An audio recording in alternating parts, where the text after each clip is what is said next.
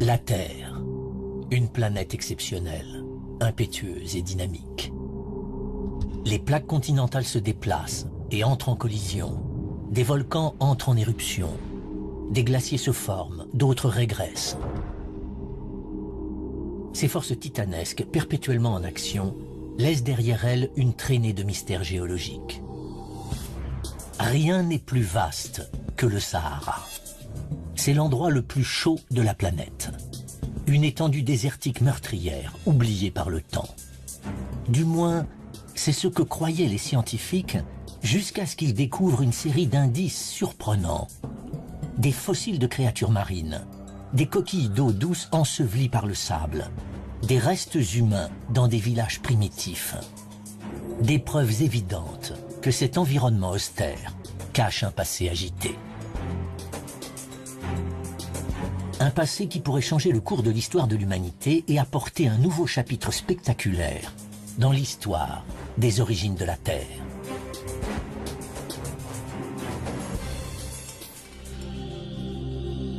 Le désert du Sahara en Afrique est aussi vaste que les États-Unis.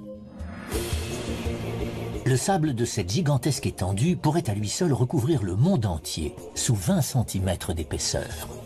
C'est le plus grand désert et le point le plus chaud de la planète. La première fois que j'ai vu le Sahara, j'ai été frappée par l'aridité de ce paysage.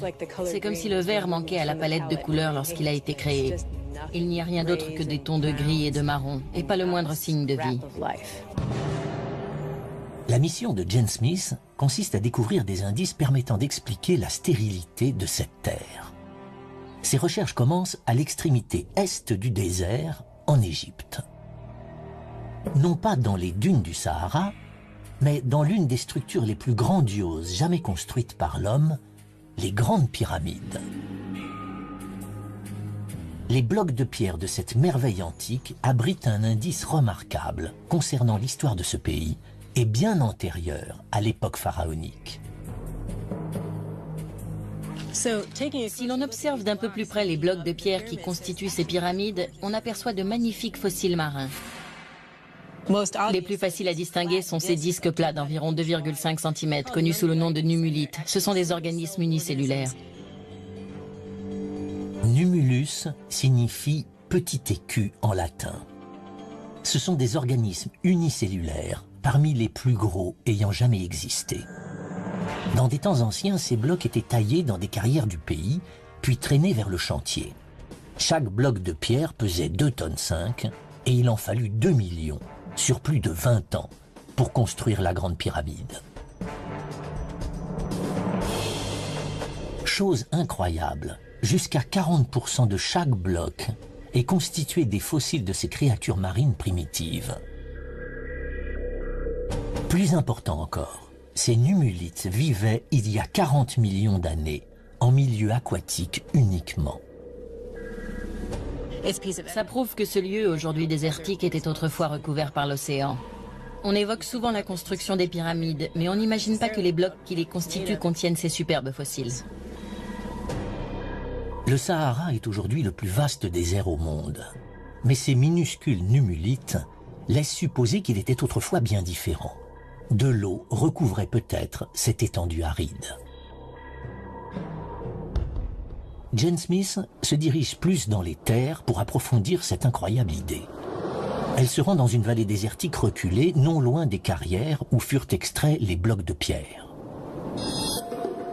Ce lieu s'appelle Wadi Alitan. Des centaines de fossiles jonchent le sable. Ils ont été découverts en 1983.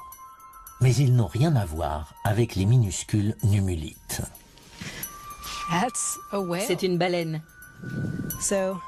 Là, on voit la colonne vertébrale, les vertèbres, les côtes, les épaules, une partie de la nageoire dorsale et la mâchoire. Cette créature ne vivait certainement pas dans le désert. Il s'agit d'un fossile de Dorudon, un ancêtre de notre baleine, disparu il y a 36 millions d'années. Vu la taille des vertèbres et le reste des ossements, il devait mesurer environ 6 mètres. Cet animal prouve que ce lieu était sous l'eau. Un océan recouvrait ce désert. Wadi Al-Hitan signifie « vallée des baleines » en arabe. Cette dépression qui s'étend sur 20 km réunit le plus grand nombre de fossiles au monde. Certains ont été découverts dans le sable, d'autres dans la paroi des falaises. Jusque-là, on en recense 400. Presque tous sont des créatures marines, ce qui vient confirmer que le Sahara était autrefois recouvert par les eaux. Voici le fossile d'un bébé baleine. Vous apercevez là sa mâchoire inférieure avec quelques dents, l'épaule, la colonne vertébrale, des côtes et la queue toute recroquevillée qui vient rejoindre sa tête. Comme si trouver des baleines en plein milieu du désert n'était pas assez curieux, un autre mystère reste à élucider. De nombreux fossiles sont ceux de très jeunes dorudons, comme celui-ci. Cet enchevêtrement rocheux délicat permet de comprendre pourquoi tant de bébés baleines sont morts ici. Le fossile du bébé baleine prouve que l'océan recouvrait cette terre. Ces rochers nous en apprennent plus encore sur le type d'océan. Ce sont des racines de palétuviers fossilisés.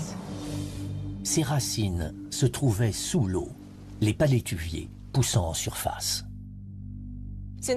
La végétation ne se développe pas en eau profonde. Cette terre était donc recouverte par une étendue d'eau peu profonde lorsque ces dépôts se sont formés. Une étendue semblable aux Everglades en Floride où l'on trouve des palétuviers. Jane Smith a découvert le rivage de cette mer primitive. La faible profondeur des eaux permet d'expliquer pourquoi tant de jeunes animaux les peuplaient. Du fait de la présence d'un si grand nombre de fossiles, on peut imaginer qu'il s'agissait d'une baie peu profonde et abritée, où les baleines venaient mettre bas. C'est incroyable de voir des fossiles de baleines dans un lieu où les précipitations sont actuellement inférieures à 1 mm par an. On ne peut trouver de preuves plus éloquentes du changement géologique. Les pièces manquantes du puzzle viennent s'imbriquer, révélant le passé aquatique du Sahara. Il y a 40 millions d'années, ce désert devait former au beau milieu de cette vallée une baie recouverte d'eau peu profonde, d'un beau bleu-vert tropical. La côte s'étendait à l'horizon et des palétuviers poussaient dans les zones peu profondes. Des forêts pluviales et des marécages devaient recouvrir les terres. Les baleines ont dû dériver vers cette côte, attirées par l'abondance de nourriture. Mais cet océan est sur le point de disparaître. Les fossiles marins retrouvés en Europe et en Afrique prouvent que cet océan s'étalait sur presque toute une moitié de la planète, reliant l'Asie à l'Atlantique. Il s'agit de l'océan Thétis, sous lequel une grande partie du Sahara est immergée. Reste à savoir quand et comment cette étendue luxuriante est devenue le désert aride que nous connaissons aujourd'hui. La réponse vient non pas des schémas climatiques, mais de la géologie. Le continent africain tout entier repose sur une gigantesque plaque d'écorce terrestre. Il s'agit d'une plaque tectonique. Et il y a 40 millions d'années, à l'époque éocène, cette plaque est en mouvement. Des baleines nagent donc dans cet océan de l'Éocène à Wadi Al-Hitan, tandis que la plaque africaine se déplace vers le nord. L'Afrique vient heurter l'Europe, refermant l'océan Thétis. Mais la plaque africaine continue son chemin. La partie nord de l'Afrique s'est surélevée, faisant ainsi reculer l'océan Thétis. Toute cette zone du nord de l'Afrique est à présent émergée. Elle est comme sortie de terre. Les baleines de Wadi Al-Hitan se retrouvent isolées et prisonnières dans une étendue d'eau qui ne cesse de diminuer. Le Sahara vient de faire ses premières victimes. Désireux de connaître le passé du Sahara, les géologues ont découvert jusque-là 2 éléments importants. Des fossiles marins au cœur des grandes pyramides d'Égypte prouvent que les blocs de pierre étaient autrefois sous les eaux. Des squelettes de baleines révèlent qu'une mer recouvrait une grande partie du Sahara il y a 37 millions d'années. Alors que les puissantes plaques tectoniques font émerger le Sahara, un marécage tropical se forme. Afin de comprendre ce qui a pu le transformer en l'étendue désertique que nous connaissons aujourd'hui, les scientifiques doivent déterminer avec précision quand ce désert s'est formé. Mais les clés de ce mystère sont cachées là où on s'y attend le moins.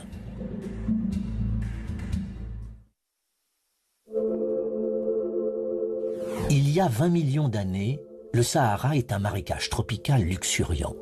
Les géologues essaient aujourd'hui de découvrir ce qui s'est passé par la suite.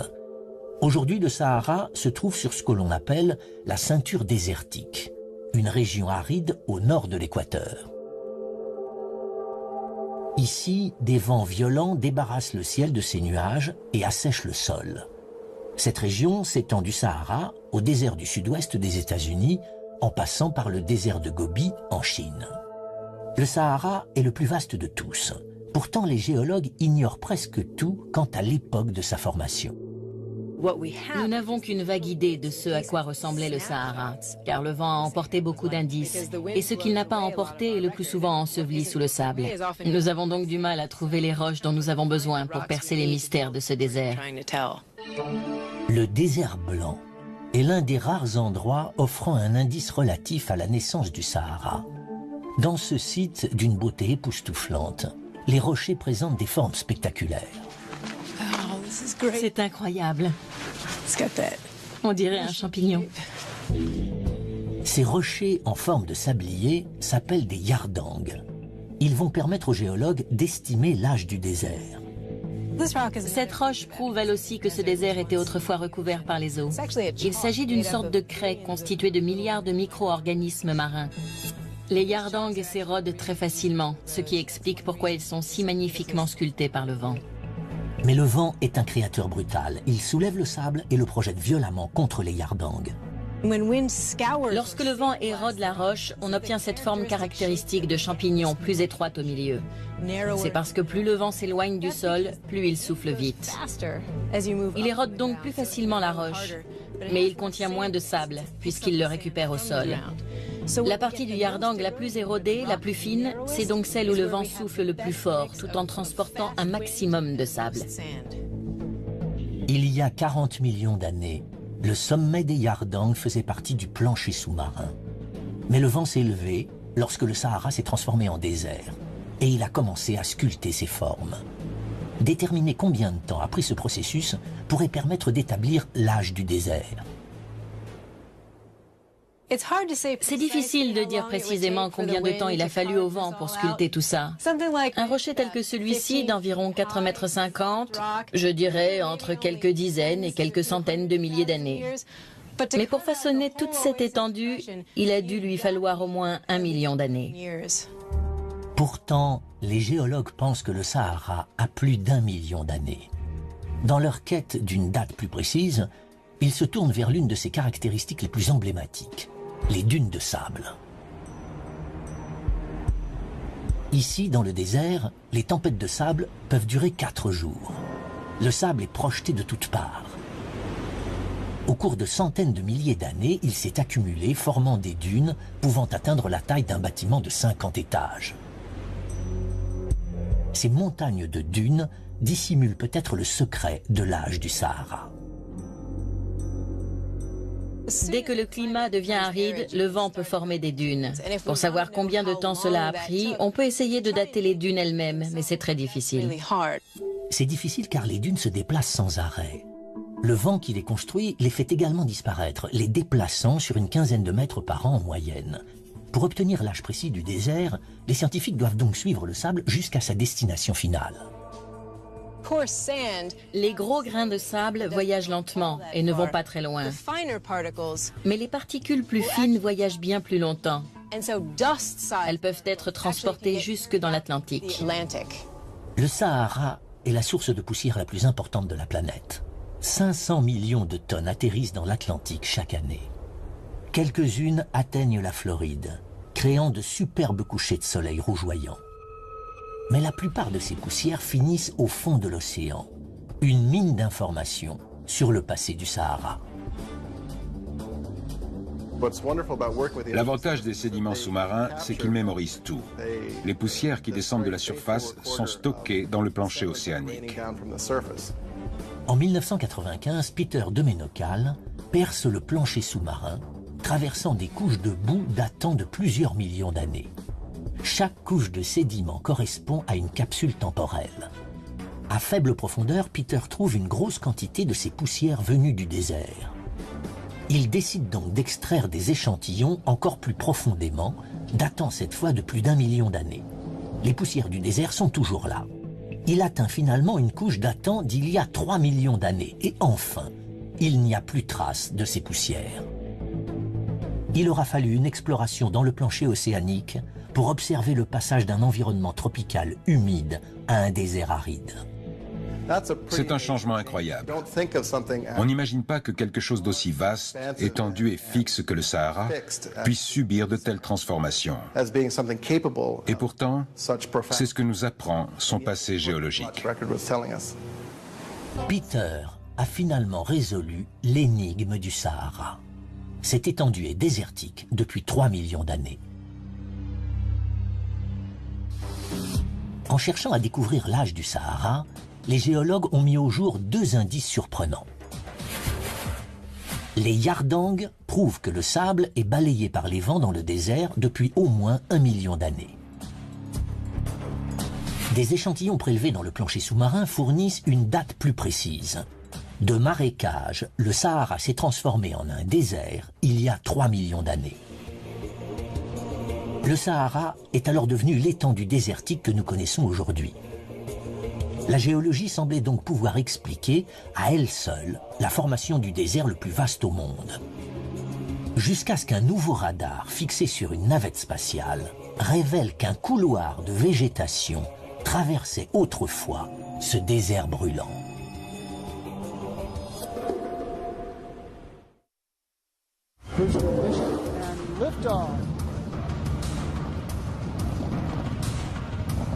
En 1981, la navette spatiale fait une découverte surprenante.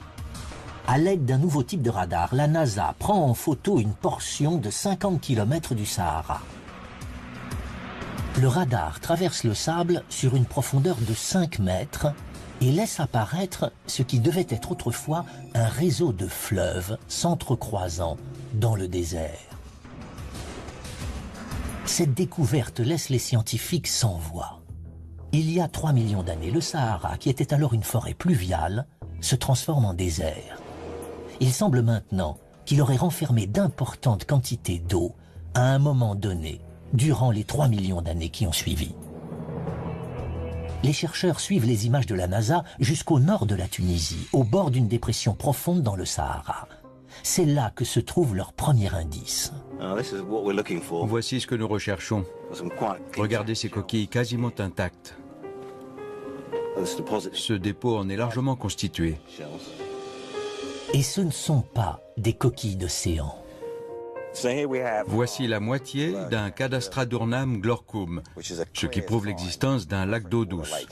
C'est un spécimen parmi des millions de coquilles. Nous devons nous trouver près du rivage d'un ancien lac. D'autres dépôts de coquilles révèlent que ce lac était gigantesque.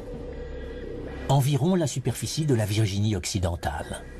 Mais ces coquilles fournissent une information encore plus remarquable, l'époque à laquelle a existé ce lac. Une datation au carbone 14 indique que ces coquilles sont vieilles de 90 000 ans et conduit à la conclusion suivante. Vu la quantité de coquilles, il devait pleuvoir beaucoup aux alentours de ce lac et le Sahara devait être verdoyant. Les scientifiques se dispersent à travers le Sahara pour enquêter sur d'autres images satellites. Ils recherchent toute cuvette dans le paysage, qui aurait autrefois pu contenir une étendue d'eau douce. Les images radar prises par la NASA, associées à la technologie GPS, ont permis de retrouver des traces des lacs dans tout le désert. Et certains étaient immenses. L'existence de 3 lacs différents a été confirmée par la présence de coquilles d'eau douce. Ces lacs étaient si étendus qu'ils ont été surnommés mégalacs. Voici l'autre rive du méga-lac. C'en était un parmi d'autres au milieu de ce Sahara verdoyant. Une fois localisés tous les lacs, Drake se rend compte d'un fait étonnant. Voici ici le nord de l'Afrique Et là, la limite du Sahara. Nous nous trouvons là, en Tunisie, avec un mégalac ici. Et nous savons qu'un autre mégalac se trouvait ici, au sud de la Libye. Et un autre, encore plus grand, ici, au Tchad. S'ils avaient tous atteint leur taille maximale, ils auraient couvert 10% du Sahara. Ce qui les aurait rendus 3 fois plus étendus que les grands lacs d'Amérique du Nord. Ce qui est aujourd'hui le plus vaste désert du monde abritait autrefois des étendues d'eau douce parmi les plus grandes de la planète. Les changements climatiques soudains sont associés à différents phénomènes, de l'activité volcanique aux météorites heurtant la Terre. Mais Peter de Menocal, chercheur en climatologie, pressent que cette transformation du Sahara n'est pas la première. Il se tourne alors vers les échantillons prélevés dans le plancher océanique. Notre approche consiste à utiliser ces sédiments marins comme archives des changements climatiques passés en Afrique.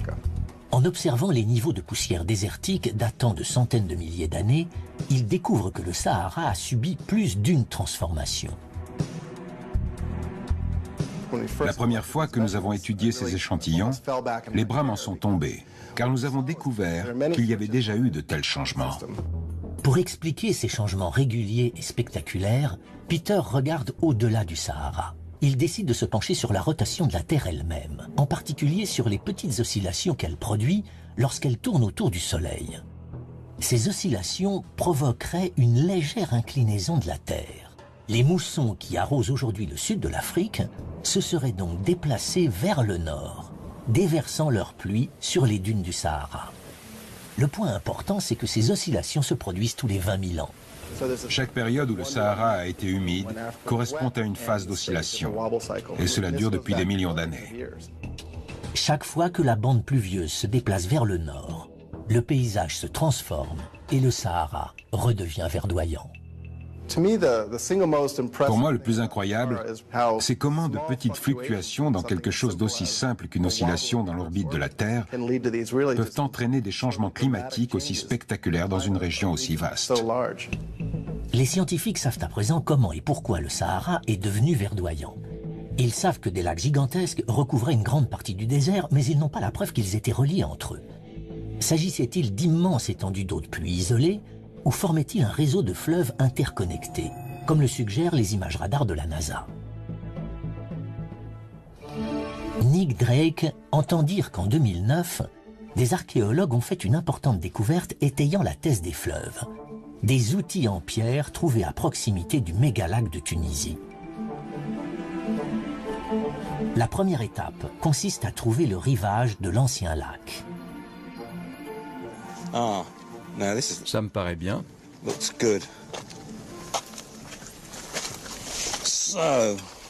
Voici des mollusques d'eau douce. Ces minuscules coquillages semblent confirmer l'existence du lac. Drake cherche à présent qui aurait pu s'abreuver dans ce mégalac. Voici une partie de la mâchoire d'un petit herbivore. On aperçoit 3 dents. Peut-être une gazelle. Des animaux devaient donc vivre dans ce désert lorsqu'il était vert. Voici un outil en pierre. Il était devenu émoussé, mais je l'ai retouché en enlevant des éclats très fins près du bord. Le fait que nous retrouvions des outils en pierre et des squelettes d'animaux laisse penser que des hommes chassaient. Et voici l'animal chassé. Il y avait également de l'eau, donc on peut imaginer des hommes assis autour d'un point d'eau, attendant qu'un animal vienne boire, qu'il l'aurait ensuite tué, mangé et laissé ses restes derrière eux. Il s'agit là d'une découverte importante. Cet outil en pierre révèle que des gens vivaient sur les rives de cet ancien lac. Ce qui s'est passé il y a 90 000 ans marque donc un tournant non seulement dans l'histoire du Sahara, mais également dans celle de l'humanité. Nous descendons tous d'un même groupe d'hommes vivant dans l'est de l'Afrique, le berceau de l'humanité. Il y a entre 80 000 et 120 000 ans, l'homme moderne commence son long périple pour quitter l'Afrique. Personne n'est sûr de la route qu'il a empruntée. La théorie généralement avancée est que le Sahara était infranchissable. Les hommes ont donc rejoint la côte avant de traverser un isthme en direction de la péninsule arabique. Mais d'après Nick Drake, si le mégalac était alimenté par un réseau de fleuves, il aurait formé un couloir de végétation traversant le désert brûlant. Nos ancêtres auraient pu suivre ce réseau de fleuves, contourner le lac, suivre le second, puis suivre le troisième, avant de contourner le dernier lac, atteignant ainsi le nord de l'Afrique. Ils pouvaient ainsi quitter plus facilement la région. Le lac constitue une bonne théorie. Les fleuves plus le lac forment une théorie encore plus concrète. Pour étayer sa thèse, Nick Drake se dirige vers l'une des rares zones du désert où l'eau coule encore, une oasis. Il découvre une petite source qui abrite un indice précieux.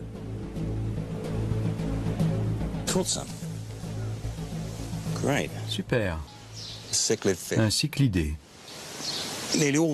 Presque tous les cyclidés se trouvent au sud du Sahara. Ce spécimen particulier est le seul qui vive dans le nord. Ce cyclidé ressemble beaucoup à son cousin qui vit dans le lac Tanganyika. Mais ce lac se situe à près de 5000 km de distance de l'autre côté du Sahara.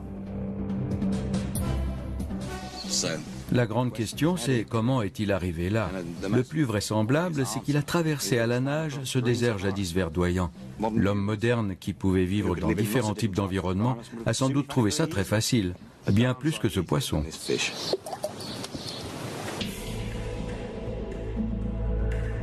Ces fleuves et ces lacs ne vont pas durer. La porte se referme sur le couloir verdoyant. Mais les scientifiques savent à présent qu'à cause de l'oscillation de la Terre, le Sahara agit comme un pendule, passant d'une période humide à une période aride, tous les 20 000 ans. L'enquête a permis de découvrir 2 indices expliquant comment ces oscillations influent sur le Sahara. Des coquilles d'eau douce datant d'il y a 90 000 ans prouvent que le désert était autrefois recouvert par un gigantesque lac. Un cyclidé montre que le Sahara était parcouru par un fleuve, formant ainsi un couloir de vie à travers le désert. Mais les scientifiques doivent encore trouver des informations concrètes concernant la vitesse à laquelle ces changements se sont produits. Puis un archéologue égyptien fait une découverte étonnante dans le désert libyen témoignant de la dernière transformation du Sahara, le changement climatique le plus spectaculaire au cours des 10 000 dernières années. Les scientifiques, essayant de reconstituer l'histoire du Sahara, ont mis au jour une incroyable suite d'événements. Il y a 40 millions d'années, le Sahara était recouvert par les eaux. Il y a 3 millions d'années, il devenait un désert. Depuis, il est passé successivement de terre verdoyante à étendue aride tous les 20 000 ans. Les scientifiques se penchent à présent sur son passé géologique le plus récent, les 10 000 dernières années, afin de découvrir la vitesse à laquelle se transforme ce gigantesque désert. Les chercheurs se dirigent vers une vallée au cœur du désert libyen. Le premier indice permettant d'éclaircir le mystère est un cercle de pierre. Voici les fondations d'une ancienne hutte. On a du mal à imaginer que des gens pouvaient vivre ici, sur cette étendue aujourd'hui désertique. La découverte d'Hassan prouve que des êtres humains habitaient ici. La structure de cette hutte consiste en cette base circulaire formée de blocs de pierre placés verticalement et provenant d'une roche locale. La hutte devait former une structure semi-circulaire, probablement recouverte de peaux et de branchages. Les hommes devaient l'utiliser comme abri.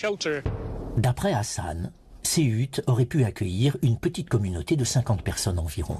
Il doit à présent déterminer de manière exacte l'époque à laquelle elles vivaient ici. Des perles en coquilles d'œufs d'autruche. Ces petites perles en coquilles d'œufs d'autruche sont clairement l'œuvre d'êtres humains. Ils se servaient de coquilles d'œufs pour faire des colliers. Ils taillaient de petits cercles qu'ils trouaient pour pouvoir y enfiler une ficelle et créaient ainsi des bracelets ou des colliers. Les coquilles d'œufs utilisées pour créer ces bijoux sont là elles aussi. Elles fournissent le second indice. Les coquilles d'œufs laissent évidemment penser que des autruches vivaient ici, ce qui est assez incroyable vu l'environnement. Il ne s'agissait donc pas d'une tribu nomade, mais d'une communauté de fermiers établis, élevant des animaux pour les manger.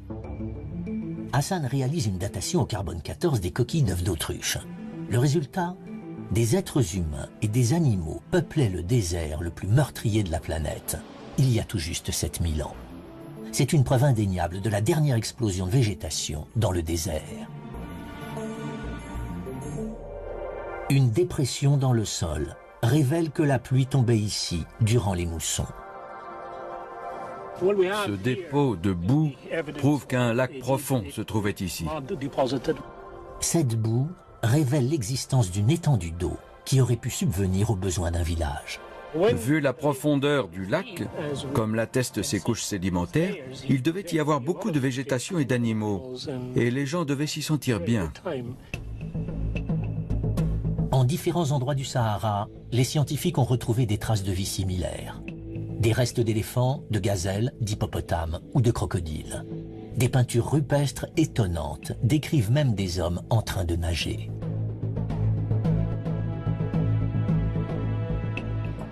Ailleurs, des squelettes humains ont été retrouvés soigneusement enterrés dans ce qui était autrefois des cimetières en bordure de lac. L'analyse de ces ossements a révélé qu'ils dataient d'entre 6000 et 10 000 ans. La question que se posent à présent les scientifiques, c'est à quelle vitesse le Sahara est-il repassé d'une terre fertile à une terre aride? Plus tôt, des échantillons prélevés dans le plancher sous-marin avaient révélé que le Sahara s'était initialement transformé en désert il y a 3 millions d'années. Ils avaient également permis d'expliquer comment une oscillation de l'axe de la Terre le faisait depuis passer successivement d'aride à verdoyant. À présent, le climatologue Peter de Menokal veut en savoir plus sur la dernière transformation du Sahara en désert. Elle se serait produite au cours des 10 000 dernières années. Pour un géologue, ouvrir ces échantillons, c'est comme remonter le temps. C'est incroyable. Le haut de l'échantillon est bien plus rouge. Chaque demi-centimètre de sédiment dans l'échantillon représente environ 200 ans. Les différences de couleur des sédiments est subtile, mais pour un œil expérimenté, c'est un indice précieux. Lorsqu'on observe cet échantillon, ce qui frappe, c'est ce changement incroyable de couleur. Les sédiments sont marron-vert dans cette partie de l'échantillon. C'est dû aux minéraux argileux qui composent les sédiments des fonds marins. Les sédiments rouges, eux, correspondent aux poussières du Sahara qui ont été balayées par les vents. Lorsqu'on avance dans le temps, le marron continue de prédominer. Là, on arrive il y a environ 7500 ans. Et puis bingo, c'est là que le Sahara s'est asséché. On peut mettre le doigt dessus. C'était il y a 5500 ans. La proximité de ces deux couches montre à quel point le changement a été rapide. La transition entre un Sahara bien arrosé et verdoyant à un Sahara bien plus aride. On voit que cette transition climatique s'est produite en l'espace d'1 ou 2 siècles. Les scientifiques savaient déjà que le Sahara était un environnement en évolution constante. À présent, pour la première fois, ils ont une idée de la rapidité de ces changements. Alors que l'oscillation de la Terre entraîne le déplacement de la bande pluvieuse, le retour du désert est rapide et meurtrier. Ces transitions ont dû se produire sur quelques générations. En l'espace de 3 générations, les gens ont dû se rendre compte que leur environnement n'était plus supportable. Surplombant les vestiges du village au bord du lac, Hassan a découvert une grotte qui, selon lui, a joué un rôle important pour les habitants du Sahara lors de ce changement climatique soudain. Elle contient peut-être des indices témoignant de ce qui s'est passé. La première fois que je suis venu ici, le sable atteignait ce niveau. J'ai dû entrer en rampant car il avait tout enseveli. Ce sable balayé par les vents ne peut pas se former lorsque le désert est verdoyant. Le premier indice est enterré dans le sable. Des excréments d'animal en parfait état de conservation. Ces excréments sont non seulement révélateurs du climat de l'époque, Mais il constitue également un excellent matériau pour une datation au carbone 14. Elle va nous permettre de dater le dernier assèchement du Sahara. Ces crottes de chèvre ensevelies sous le sable révèlent que la communauté de fermiers était submergée par le désert. Dissimulé au fond de la grotte, un autre indice confirme qu'il venait s'abriter ici. Cette grotte présente une caractéristique intéressante, des empreintes de mains. C'est une preuve incontestable que des hommes ont vécu ici. L'indice suivant suggère qu'autour d'eux, le Sahara commençait à se transformer inexorablement en désert. Voici un dessin intéressant avec ses longues lignes. Il représente un nuage en train de déverser la pluie. Elle commençait à devenir rare en ce temps-là, et les hommes devaient venir prier ici pour qu'il pleuve. Mais avec la mousson repartie à plusieurs milliers de kilomètres au sud, leurs prières ne pouvaient être entendues. Cette grotte devait être un lieu sacré très important pour ces gens à une époque où la vie devenait difficile. Finalement, malgré leurs prières, la force de ce changement sera si puissante qu'ils n'auront d'autre choix que de partir. Dans cette grotte, on trouve du sable et des empreintes de mains. Elles constituent le dernier témoignage laissé par les habitants du Sahara. L'histoire de cette grotte commence avec une inclinaison de l'axe de la Terre qui fait cesser la pluie au Sahara. Ce qui devait ressembler à une interminable sécheresse a transformé en l'espace de 200 ans une région agréable et fertile de la taille des États-Unis en une étendue désertique brûlante, celle que nous connaissons aujourd'hui. Ce sera le bouleversement environnemental le plus important de ces 10 000 dernières années. Ceux qui ont pu ont migré vers l'est, en direction de la source d'eau la plus proche, la vallée du Nil. Un îlot de verdure, au milieu du vaste désert. Cet exode aura une issue surprenante. La mort d'une culture, il y a 5500 ans, entraînera la naissance de l'une des civilisations les plus avancées de la planète. C'est l'assèchement du Sahara qui a permis l'avènement de cette grande civilisation. Les hommes sont arrivés de différents endroits du désert, ont établi leur village, et en très peu de temps, ils ont rassemblé les ingrédients nécessaires à l'ascension de la civilisation égyptienne. Dans le cas présent, ce changement climatique est à l'origine d'un des épisodes les plus spectaculaires de l'histoire. L'enquête pour découvrir à quelle vitesse le Sahara est redevenu un désert a mis au jour deux indices étonnants. Des perles en coquilles d'œufs d'autruche prouvent que des hommes et des animaux ont habité un Sahara verdoyant il y a tout juste 7000 ans. Des sédiments océaniques montrent que le Sahara est redevenu désertique à une vitesse incroyable, en seulement 200 ans. La prochaine oscillation de l'axe de la Terre est prévue pour dans 15 000 ans.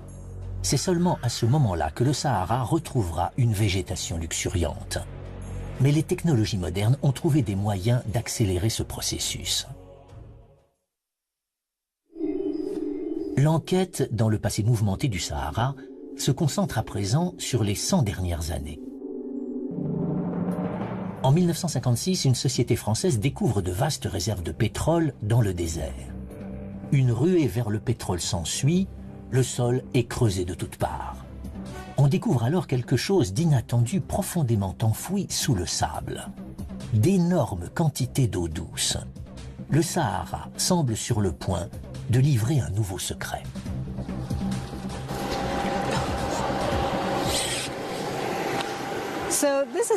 Voici un puits classique d'où l'on pompe l'eau pour l'irrigation des champs. L'eau est assez chaude, ce qui signifie qu'elle vient d'assez loin dans le sol. Plus le puits est profond, plus l'eau est chaude. L'eau des pluies du Sahara peut atteindre 66 degrés Celsius. Une température aussi élevée indique que l'eau pompée vient d'assez loin sous terre pour avoir été réchauffée par la chaleur interne de la planète. Des pompes comme celle-ci peuvent puiser de l'eau se trouvant à 1 km de profondeur, voire plus. Le désert, privé de pluie depuis des années, cette eau doit bien venir de quelque part. Jane Smith identifie un nouvel indice. Lorsque je regarde les parois du puits, je vois que le fer les a colorées en rouge orangé. C'est de l'hématite, un minéral généralement présent dans l'eau qui a séjourné sous terre pendant longtemps. L'hématite et la chaleur de l'eau semblent indiquer la présence d'une réserve d'eau souterraine. Curieusement, d'importantes quantités d'eau se trouvent effectivement sous une grande partie du Sahara. Il faut chercher l'explication dans le grès. Le grès est constitué de couches de sable transformées en roches au cours de milliers d'années. Ce qui est incroyable avec le grès, c'est sa capacité à stocker l'eau. Cela est dû aux espaces poreux nombreux et assez gros entre les grains de sable. Si je verse de l'eau sur cette roche, comme ça aurait été le cas s'il avait plu sur le Sahara, elle est directement absorbée. Les scientifiques savent à présent que tous les 20 000 ans, une oscillation dans l'orbite de la Terre déplace la mousson vers le nord. Des pluies arrosent alors le désert. L'eau de ces pluies est en grande partie stockée sous terre. Il s'agit du système aquifère des grès nubiens. Telle une gigantesque éponge souterraine, il absorbe l'eau sous l'Égypte, la Libye et le Soudan. Bien qu'il n'y ait rien d'autre ici que du sable et de la roche, sous mes pieds, il y a autant d'eau que dans les grands lacs d'Amérique du Nord. La présence d'une réserve d'eau, même éloignée sous terre, est surprenante, vu les températures torrides du Sahara. En 1922, en Libye, le mercure a atteint 57 degrés, un record jamais battu depuis. L'ironie de la chose, c'est que l'eau est protégée par le désert lui-même. Des couches d'argile recouvrent le grès, le protégeant ainsi des rayons du soleil. L'argile agit également comme un enduit étanche, retenant l'eau dans la roche et créant une pression. Les lignes de faille dans l'argile sont à l'origine des fameuses oasis du désert.